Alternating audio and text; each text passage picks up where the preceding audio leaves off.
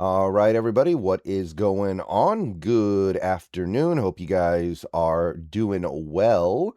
And we've got some more stuff we're going to take a look at here today from ESPN. They're doing their annual off-season series of ranking players at their positions according to the experts, the people who should know better than anybody else. Talked about this a couple days ago. They are going through each positional group and ranking them in terms of how executives, coaches, and scouts view them. And those are the guys you should know, right? Those are the guys who should have an idea of who the best players are. Those are the guys who should be able to get it right more often than not. So, unlike something like the top 100 list that the NFL Network is doing right now, which is voted on by the players, this should be a little bit more accurate to reality.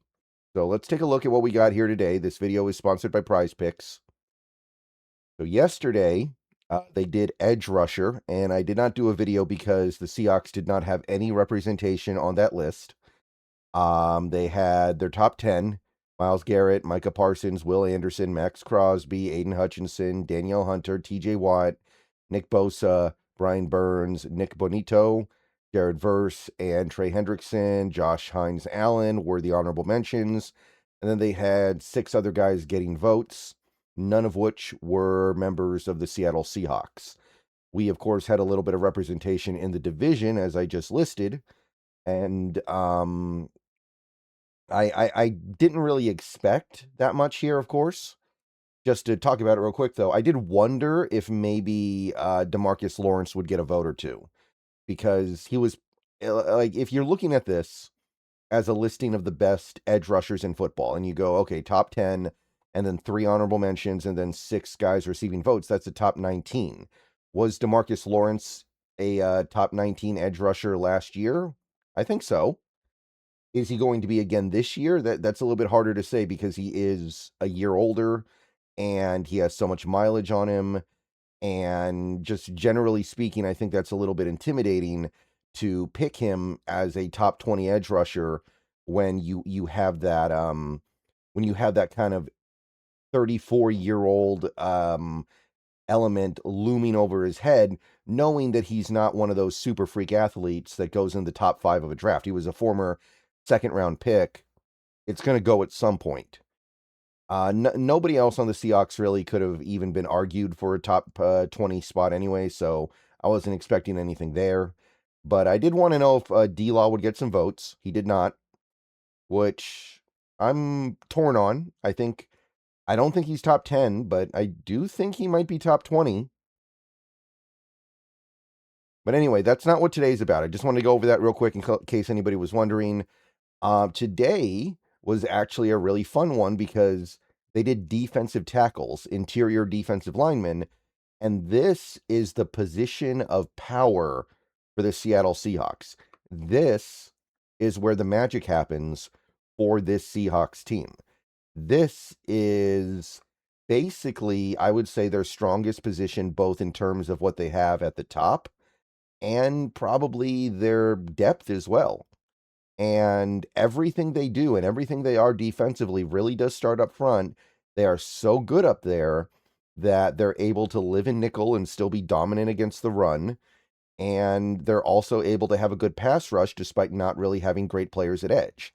It's kind of the contrast to the fact that they don't have apparently a top 19 edge rusher in football. Well, the way they're able to circumvent that and still have a top defense is by being so good on the interior. All right, so let's take a look at what ESPN has. If you like sports, then the best way to make them even better and more exciting is using the PrizePicks app, where it always feels good to be right. PrizePicks makes daily fantasy simple. Just pick more or less on your favorite players and build lineups with a few taps. Whatever sport you're into, and obviously we are now firmly into the NFL offseason, so we're all about baseball. We got some basketball, we got some hockey, whatever it is you like. PrizePicks gives you a fun way to stay locked in while you're watching. Definitely make sure to use the promo code HMA. PrizePicks is hooking up users with $50 in lineups after you play your first $5 lineup. If you use that promo code, that is HMA. I've had a great time on PrizePicks so far, so definitely get on over to it. Check it out. and make sure to get your lineups. And don't forget about team picks, where you can pick winners, spreads, and totals on any major game. So download the app now, use HMA, and get on over to Prize Picks, where it always feels good to be right. And remember, always gamble responsibly. So big representation here. A lot of you guys have probably already seen this by now because it was such a significant thing. And I mean, this does make sense because this is where the Seahawks are the strongest. But Leonard Williams, not only did he make the list, he made it at number 1. And the article does mention that was a little bit of an upset, but I mean, I get it, right? I do get it. I don't know if I totally agree with it. It does surprise me, especially knowing that he is 32 years old now. But Leonard Williams, Big Cat himself, made the list at number 1 after never being higher than top 5. So that's some respect. Several offensive coaches did not hesitate to say Williams was the toughest player to guard last year. He was the most important player on that Super Bowl team. He's the total package. They mentioned the fact that he was a second-team All-Pro. He's very versatile. You can line him up in front of the right tackle, the right guard, the center, the left guard, the left tackle. He can beat them all. Game-changing ability, and he's putting it all together now. And I do think that most would argue that the last 2 years have been the best years of his career, which is a little unconventional for a defensive lineman, maybe. But at the same time, that is a position where you do tend to play really well into a much older age.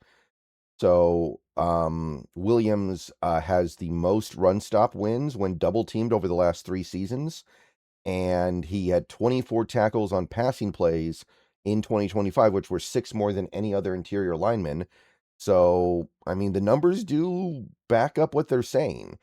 But personally, I did not think that Big Cat would be the guy they rank at number 1, and I didn't even know if he was going to be our highest ranking player overall. I thought there might have been another Seattle Seahawk on this list who would rank higher, and after what happened last year, I would be tempted to argue that Byron Murphy is bringing more to the table than Leonard Williams. But we'll get to Byron Murphy in a second here.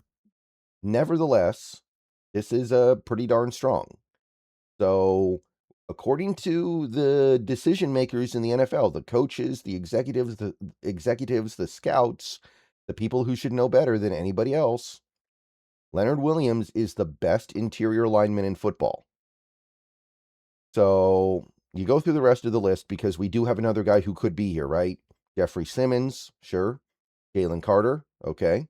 Chris Jones, starting to fade a little bit, but I can understand not being willing to push him down quite yet. Derek Brown, all right. Quinnen Williams, very good player. Dexter Lawrence, who, by the way, last year was number 1, so he is slipping down this list quickly for sure. Zach Allen, very nice. Milton Williams, and Jordan Davis. And I do want to pause here on Jordan Davis. So, first of all, that's obviously your top 10. Second of all, it is possible to have multiple down linemen on the top 10 list because Philadelphia has. Jalen Carter was up there, and now Jordan Davis is here. So when I talk about Byron Murphy not being in the top 10, there is precedence for a team to have multiple guys in the top 10. And I think this is another example of people not quite catching on to how good Byron Murphy is yet. Byron Murphy, I mean, we've talked about it plenty on this channel already, playing out of position last year on some level, dominant. Now, if you go past the top 10, the first honorable mention is Byron Murphy. So he does show up on this a listing, right? Murphy, you could say that he came in 11th. He's so explosive, teams double him and he can break through it. Veteran NFL defensive coach. Then you got DeForest Buckner, Vita Vey, Cameron Hayward, Kobe Turner, Osio Digizua, Kenny Clark, David Onyemata, and Ed Oliver. So they went 19 deep, basically. And we got 2 Seahawks here, which checks out. We probably, according to this listing, would have the best defensive line in football as well, because we had number 1, number 11. Philadelphia is the only other team here, I believe. I guess, wait, I guess Dallas has two because they got Kenny Clark and Quentin Williams, but we have two players in the top 11, including the number one. Philly has two players in the top 10 at 3 and 10, so it's pretty darn close. But that is a tremendous deal of respect. So, on the one hand, that's probably about the best you're going to see for the Seattle Seahawks. I don't think you're going to see another category where Seattle comes out looking this good. And of course, you wouldn't expect them to have a third player getting votes. Jaron Reed's not going to get votes at this point. And of course, Riley Mills has barely played NFL football.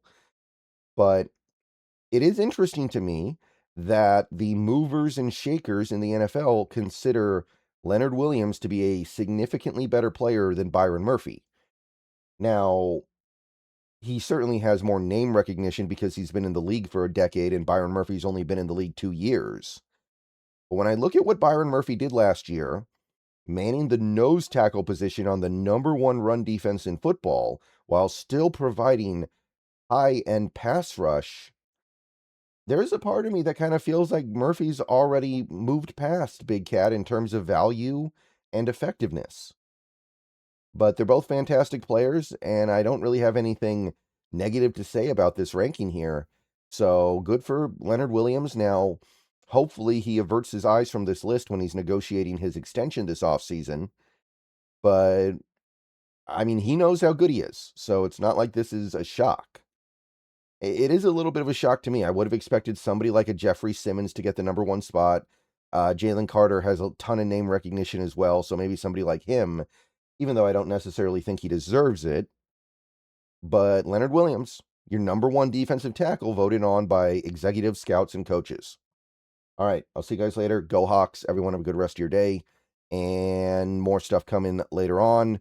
Doing more positions with each day on ESPN. All right, see ya.